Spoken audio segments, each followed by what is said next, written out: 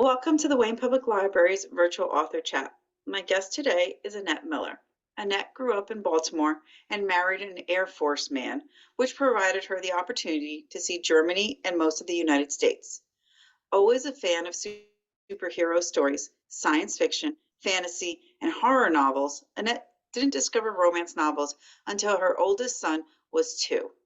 Then she couldn't get enough of them.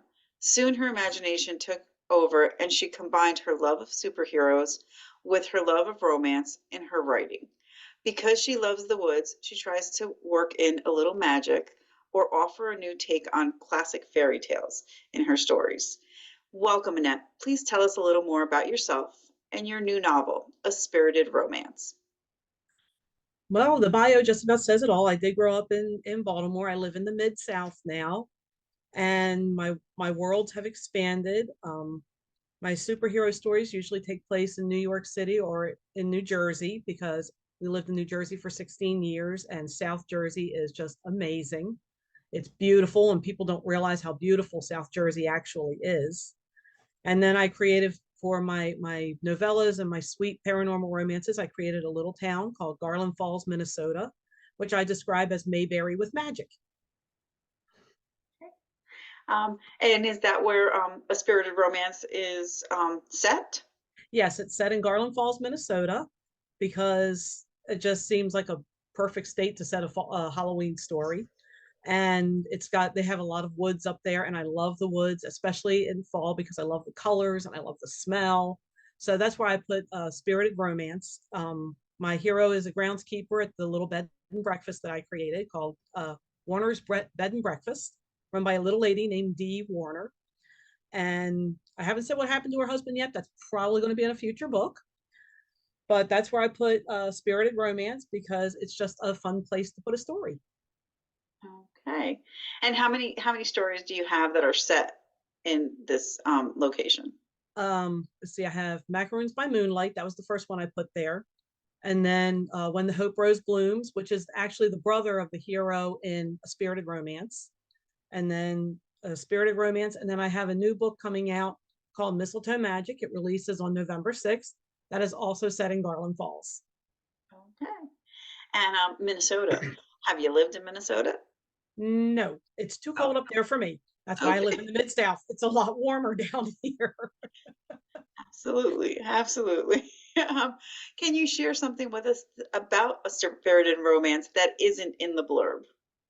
Well, I wanted to have a different villain, but not really a villain, just an antagonist of sorts. So I went with the huntsman and his hounds from Celtic folklore because I've always loved that, the huntsman riding the hounds and capturing spirits.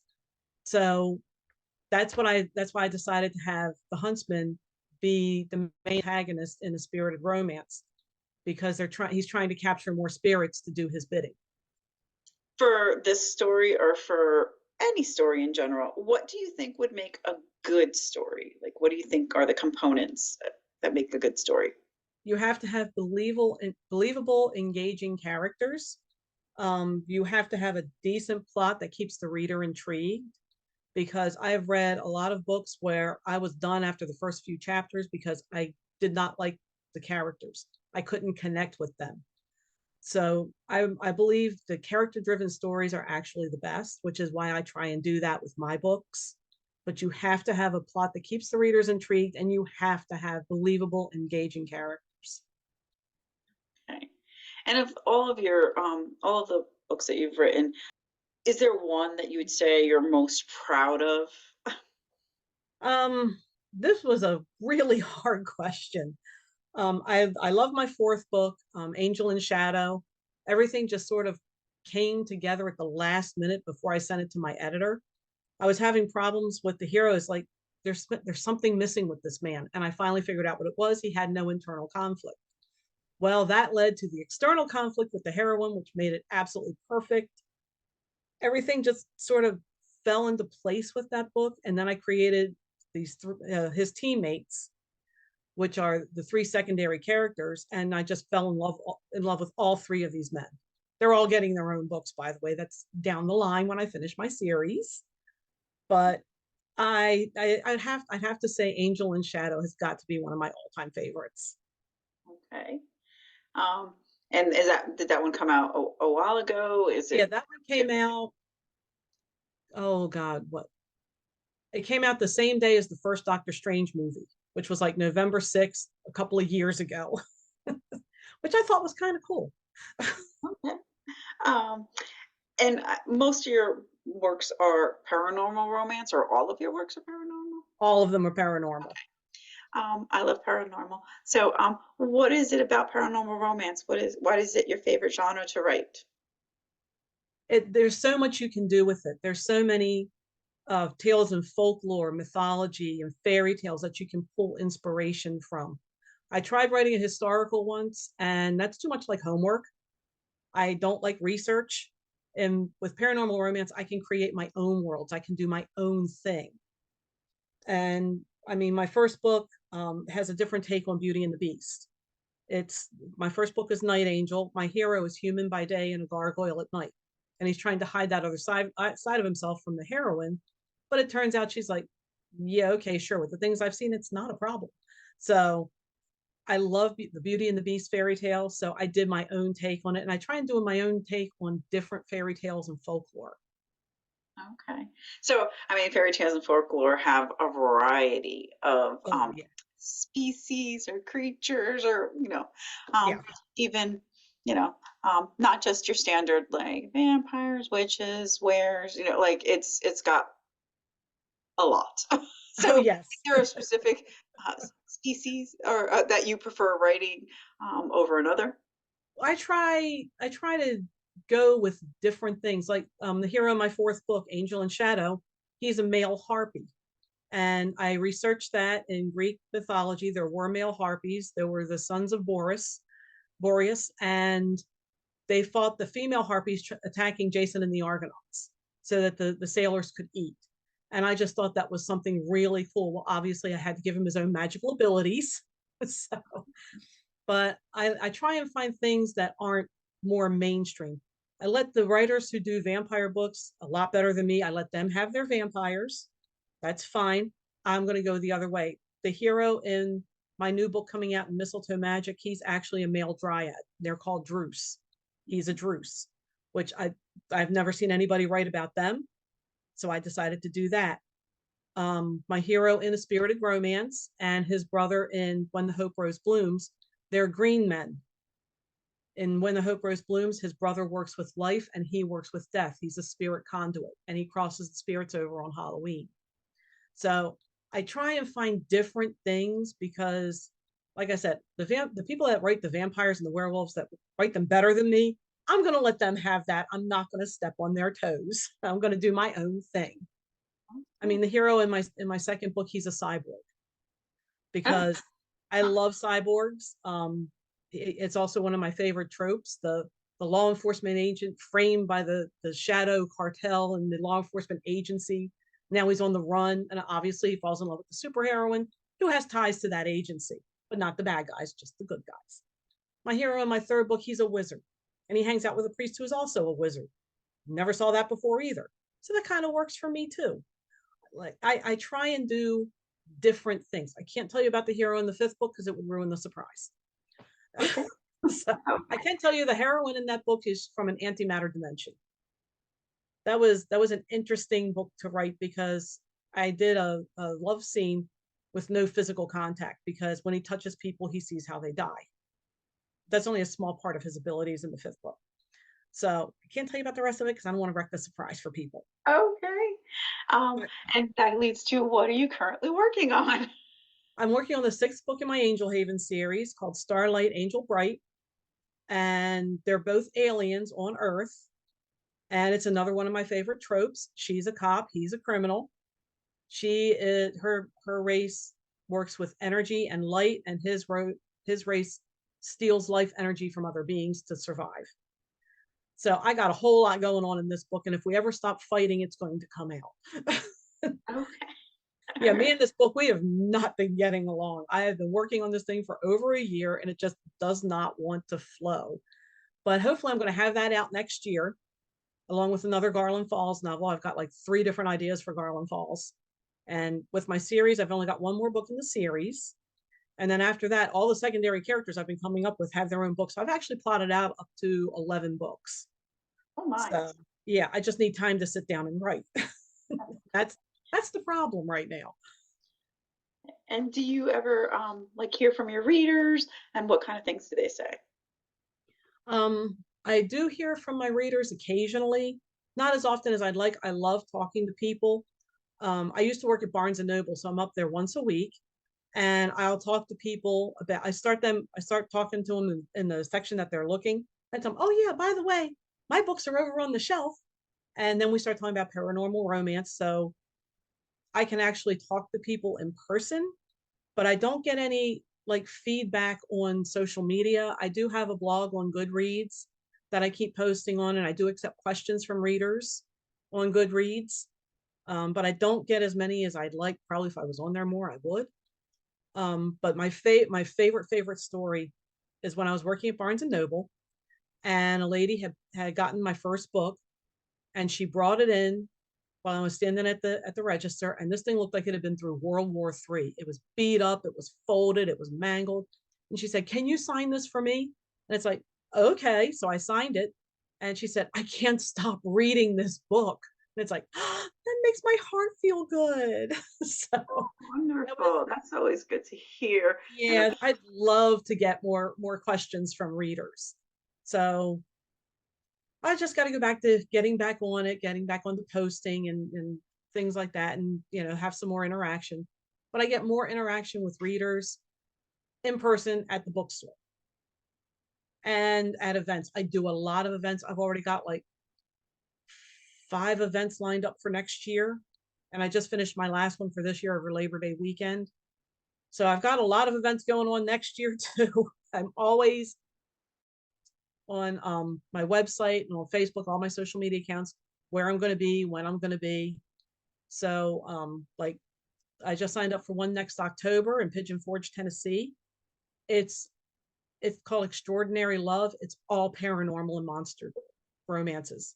It's going to be a lot of fun. I'm finally going to meet my people. So I'm looking forward to that one. okay. Well, that sounds like a lot of fun. Let- I'm gonna turn us a little bit towards writing and what inspired you to start writing? I always loved to read. My mother taught me to read when I was 4 years old, which is why I'm wearing reading glasses now. And I always loved telling stories. My mother and I had gone on a field trip when I was in second grade, and I was telling my sister about it, and I had gone into all these embellishments, and she went down to talk. I said, I got to ask mom about this. So I said, no, no, I just made all that up. She said, you're a great storyteller. So that planted the seed. And then when I was about 10, for Christmas one year, my parents gave me this little red and white manual typewriter that I sat down and banged out stories on. I was taking them all from my favorite TV shows, Emergency, Starsky and Hutch. This is the 70s. So, and I just put me and my friend in as the cops or the good guys, and we were fighting bad guys. And then it kind of fell off. And then in ninth grade, when we had to do essays and stories for English, my ninth grade English teacher, Sister Mary Harper, she was an awesome, awesome teacher. At the end of the school year, she said, Towson State University, because this was in Maryland, said Towson State has a summer writing program. And it was $50, which at the time was a lot of money. And I asked my parents, I said, Dad, my father just retired. I said, Dad, I want to do this writing program. It's 3 times a week for 6 weeks, and it's $50. He was like, okay. So, and then that really cemented. And then I didn't really get started seriously trying to get published until 2000. And then I joined the New Jersey Romance Writers, and I love those guys. They're my home chapter, even though I'm in the Mid South now. I love the NJRW. They're always supportive when I get to see them, and they're great people. How would you describe your voice in your writing? A little bit serious, a lot of snark. I got a lot of snarky one-liners in my books, but it really comes through in my fifth book, Angel Light, Angel Dark. I have a secondary character. She's a healer witch, and this girl got all the sass. I love this character. She's a very strong character. She's practically demanding I write her book, but she's going to have to wait. Um, but it's I try and put like one-liners in. I cannot do romantic comedy. As W.C. Fields said, dying is easy, comedy, now that's hard. So I'm good with the one-liners. So a little bit of sass, a little bit of seriousness. That's basically me. I write like I am in person. I got my serious moments and I do have all the sass. I was gonna say, starting out early, your early days with the typewriter, when it comes to like, especially like Starsky and Hutch and Yeah. like screenplays have that, like like with the one-liners and like so Yeah.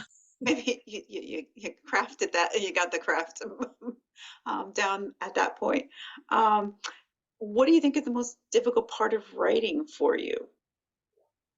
Writing the rough draft, getting the actual idea on the paper. Editing is fun. I love getting in there, making word mud pies and switching things around and making it beautiful.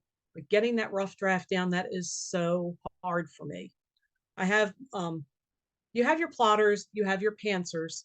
I'm in the middle. I'm a planter. I have notebooks that I write chapter summaries in, but it never goes that way. It always goes in a different direction.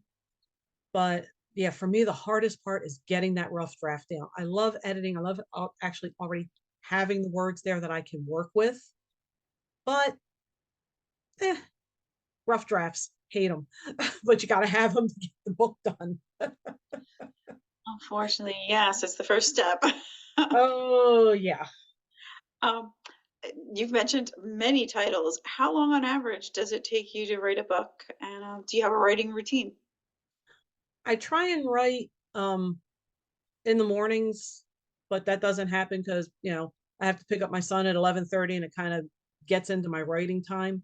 So I try and write in the afternoons. Doesn't always work either, but my oldest is supposed to be coming over and sitting with his dad so that I can be in my office for a couple of hours to get some work done. On average, for one of my big novels, like in my series, each one of those books takes me about a year, but I have a lot of interruptions. Like last year, my husband was in and out of the hospital 4 times.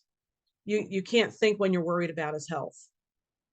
But with my Garland Falls books and my novellas, I can bang out one of those in about a month and a half, complete, rough draft, edits, submitted, month and a half. The bigger books usually take me about a year. So roughly how many words for Garland Falls versus the other series? Garland Falls, my new one, Mistletoe Magic, that came in about 52,000 words. Spirited Romance came in about 46,000 words. But my Angel Haven series, each one of those books is the first one was 60,000 words, and then it went to 70,000 words. Um, Angel Light, Angel Dark came in at 82,000 words. So because you go in, it's like, oh yeah, I can add this here. Oh yeah, I can add this here, and it just grows and grows and grows. But Garland Falls are supposed to be short, sweet reads that somebody can read in like a couple of days, like on their lunch breaks or just in a weekend. The bigger books are going to take them a little more time, though. Okay, okay. Um, so what you're working on now, you mentioned that you've been working on one for over a year, but the Garland Falls. So you completed other Garland Falls besides the one that's coming out in November? Not yet. I'm trying to get book 6 done for my Angel Haven series. That's Starlight, Angel Bright. I'm trying to get that one at least edited a little more before I start another Garland Falls book. But if it keeps getting on my nerves, I'm going back to Garland Falls because they're easier. And every time I send my editor a Garland Falls novel, she goes, "Thank you so much for taking me back to my favorite place. I love, love, love these stories." It's like, yes, I have a happy editor. That is a good thing. Oh, yeah. Um, do you listen to music when you write, or what do you use as inspiration, if anything? I listen to music when I write. I have everything from like new age, like Enya, Peter Calandra, Yanni, all the way up to Five Finger Death Punch. Godsmack, Shinedown. I listen to Backstreet Boys because every song will give me an idea of what I want to do with a particular scene. Like in my fourth book, when I told you my hero had no internal conflict. There's a band called Fozzy, and their lead singer is Chris Jericho from AEW.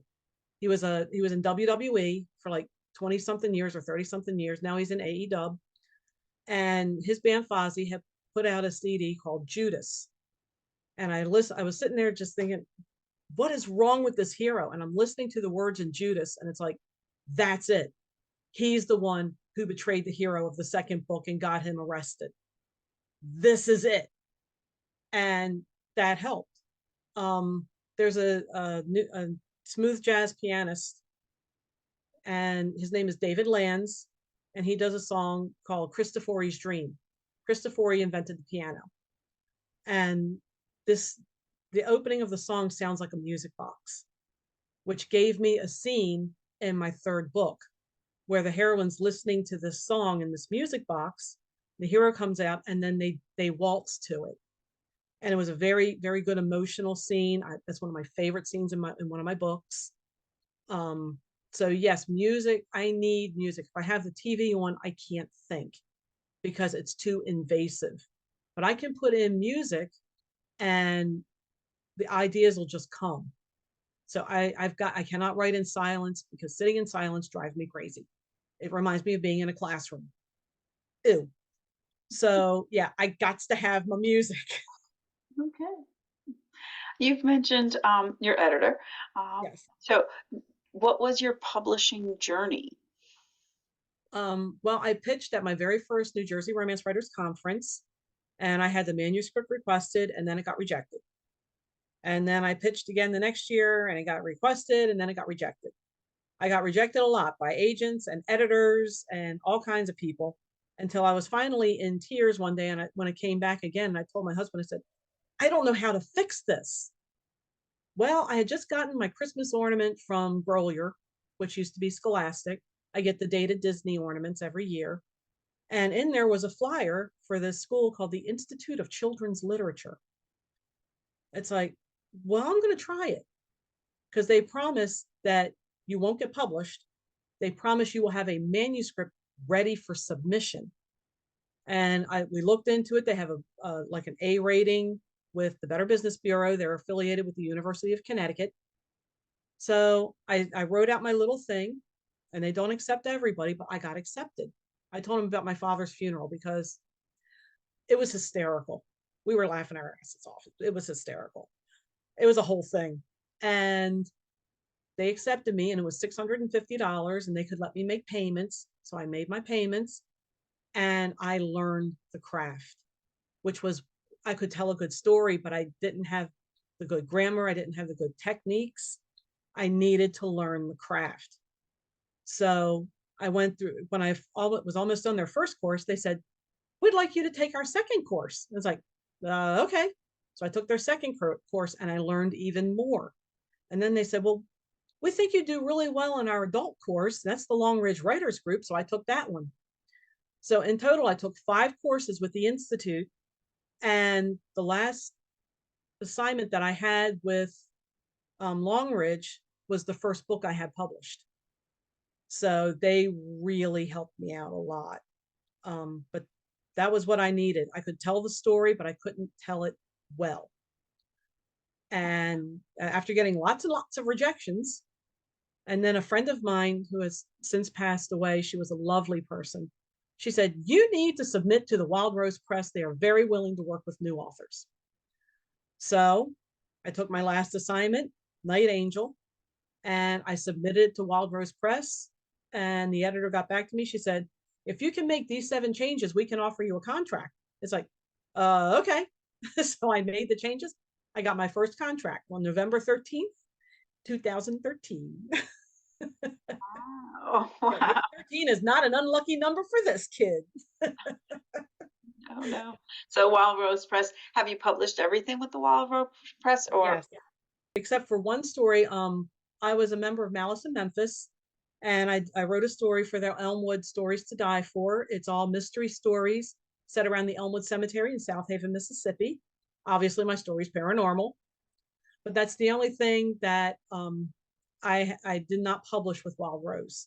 And I love that anthology. It's got some great stories in it by some awesome writers. I was very proud to be a part of that. It won Best Anthology in 2018 at Imaginarium. So I'm very proud that I was part of that anthology. And Malice has some awesome people in it, and they're great writers. Everything else, Wild Rose. And what was one of the most surprising things that you learned in publishing your books? Um, Social media is hard, and I'm not good at it. And that with Wild Rose, they're a small press.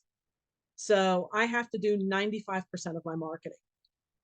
They get me listed with Ingram though. They get me listed, with Ingram and all that. But 95% of the marketing falls on me. And when I moved this year, so from May until now, I haven't done hardly any marketing because I was moving, I was unpacking. In the midst of all of that, I had 3 events that I did. So marketing just had to kind of take a back seat until I got everything straightened out. But I'm going to try to be better at it next year. But that was really surprising. I thought the publisher did a lot of the marketing. That's only if you're with one of the big 5. Mhm. I'm not with one of the big 5. I got rejected by one of the big 5. So marketing is all on me, and that was kind of a shocker because I didn't know how to start. I didn't know what to do, but I've got all my social media accounts, and I've actually gotten pretty good at it. It's just that I can't get any engagements. Most engagement I had was the other day when I posted a picture of a lizard that got in my house. It was so cute. Okay. That animals usually get good Yeah. good feedback. Um, so you mentioned writers groups and New Jersey romance writers in particular. How important is joining a writers group or having critique partners? How to you? How I important? think I think it's very important. Writing is a solitary job. You don't have anybody around you. So you need that community. You need that support. You need people to bounce ideas off of saying, well, I'm stuck.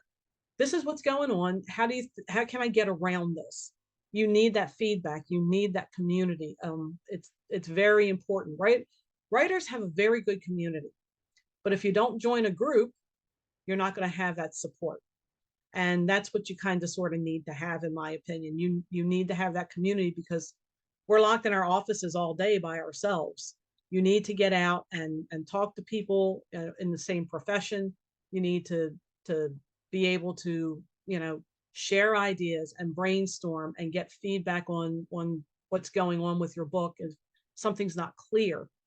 So yeah, I really think those are very important. Okay.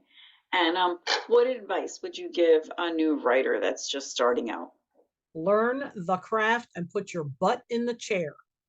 You don't need to have a fancy degree. I got married at 19. I was a retail zombie for many years. I never went to college. Well, unless you count the Institute of Children's Literature. I never went to college. I didn't have a fancy job. I'm not a lawyer. I'm not a dentist.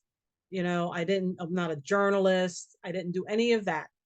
I was a stay-at-home mom, and then I worked in retail. I worked at Dollar Tree, which I had a really good time with. I've worked at Barnes and Noble, which I had a really good time with, but I had to quit Barnes and Noble so I could stay home and take care of my husband. You don't need a fancy degree to write. You just need to have the drive. You need to learn the craft. Trust me on this one. If you're going to self-publish, please find a professional editor. I've read a lot of self-published stuff that they really should have had a professional editor. Learn the craft, put your butt in the chair, and just get the words on the page. Nora Roberts herself has said you cannot edit a blank page. You can sit there and look at it, and I'm sure it's very pretty, but you can't do anything with it. But yeah, just learn the craft and get an editor. Okay. Um, I usually end my portion with a fun question for you. And my fun question is, do you have a favorite line from a book? Could be from your book or one of your books, or from a favorite author. Um, well, a favorite line from one of my books is actually in my fourth book, and my bad guys are pinned down by these armored troops coming at them, and my hero says, "Who the hell sends armed troops to South Jersey?" I had that on a leather key ring. That was the only one that sold out like the day I put it on the table. I had like 10 of them and they were gone. But for one of my favorite authors is Daphne du Maurier. I had to read Rebecca in ninth grade. I loved it so much I bought my own copy. And you cannot top her opening line of "I dreamt I went to Manderley again," because it's like, ooh, why'd she leave? What's going on? You have to know. That is one of my favorite lines from one of my favorite books. I have a lot more, but it would take too long to list. Okay. Well, thank you for those two. One of yours, one of your favorite books.